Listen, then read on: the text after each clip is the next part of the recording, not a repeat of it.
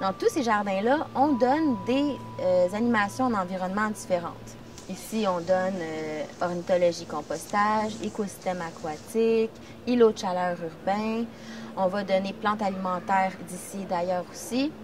Dans le jardin culture amérindienne, on va donner faune et habitat, culture amérindienne, les champignons. Puis c'est comme ça, dans chaque jardin, il y a des sujets différents. L'air va sortir tout blanc, tout nettoyé. Chaque animation qu'on donne, on peut les adapter à n'importe quel groupe d'âge, 2-5 ans jusqu'à adulte. Si chaque enfant avait un petit jardin comme ça chez lui, là, il irait mieux dans sa vie. C'est ça que j'ai remarqué.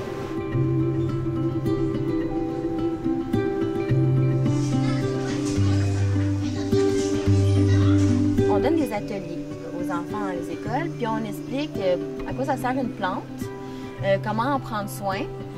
Ça initie les enfants à la nature. C'est un projet qui a été mis en place depuis déjà plusieurs années. C'était même avant que moi j'arrive à l'école.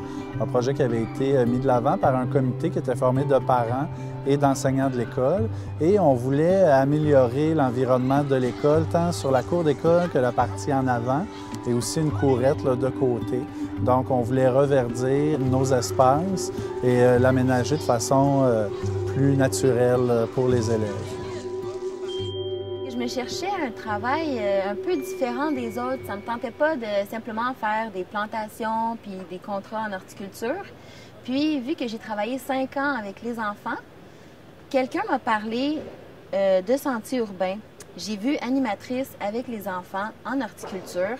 Donc vraiment, c'est venu fusionner mes deux passions, soit la nature et les enfants. Puis c'est comme ça que j'ai découvert Sentiers urbains.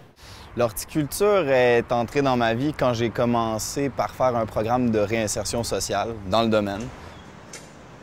Le volet insertion professionnelle, c'est des jeunes et moins jeunes qui sont là principalement pour se trouver, un peu comme moi j'ai fait il n'y a pas si longtemps, pour se retrouver une voie. Le médium qu'on a, nous, pour intéresser les jeunes à se développer une routine, à retourner sur le marché de l'emploi, c'est l'horticulture. On partage notre passion, puis en fait, être dehors, c'est déjà un gage d'éléments intéressants pour justement se motiver à se lever le matin. Travailler avec les plantes, c'est une thérapie pour tout le monde. Cette année, on a vraiment un groupe de passionnés qui ont des potagers, qui nous amènent des photos de leurs potagers, qui nous montrent leurs projets, qui nous demandent des plantes, qui nous demandent beaucoup d'informations sur les plantes. Ils ont des connaissances, oui et non. L'objectif, quand ils se présentent à nous, c'est pas qu'il y ait le plus de connaissances possible en horticulture, c'est qu'il y ait un intérêt à travailler dans le même sens que nous, en horticulture, dans les jardins,